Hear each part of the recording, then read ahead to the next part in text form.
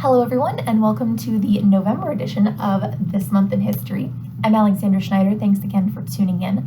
We're going to start off looking back at 1910, when a midnight fire destroyed the original farm buildings of Crabtree Farm, less than 5 years after Grace Durand had moved onto the property with her dairy cows. Thankfully, all of the livestock was saved. However, the hay, the grain, and the silos were all lost, along with the majority of the farm equipment. In a fortuitous twist of fate, however, the cream separator and a bottling machine were saved so that the milk could go out the following morning as usual, though of course there was a great deal of work to be done to recover the full operation of the facility.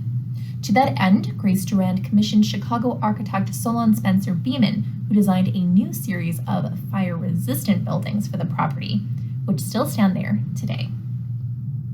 And in 1931, the home of William H. Mitchell experienced a robbery raid when the Mitchells and 7 other dinner guests were relieved of $150,000 worth of jewels and cash. The Mitchell chauffeur, Mr. Matheson, was able to telephone the police, who arrived to break up the robbery. The suspects fled, and 3 members of the gang were captured in Highland Park the following morning. These suspects, in turn, gave up the names of their compatriots, and you can see a very cool photo here of one of the suspects in custody. Moving on, for those of you who were able to join us a couple weeks ago for a fabulous presentation on Mrs. Edith Rockefeller-McCormick, you know that she was a woman who lived a very dramatic life, the repercussions of which were still felt after her death. In November of 1932, the personal property and real estate of Mrs. Rockefeller-McCormick was filed before Chicago probate judge Henry Horner.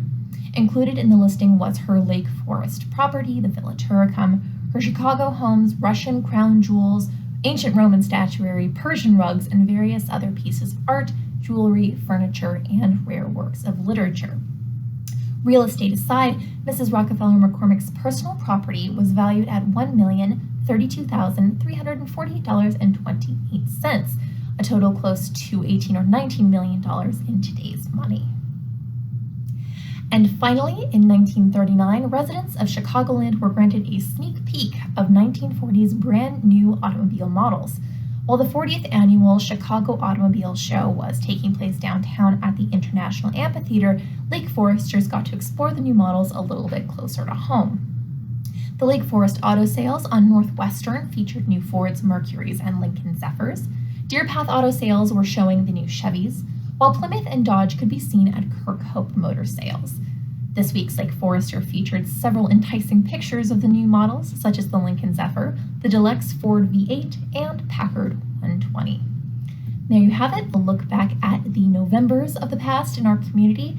Thanks again for tuning in. Be sure to check out the History Center website for more great content, and be sure to have a very safe and happy holiday season. We'll see you next month.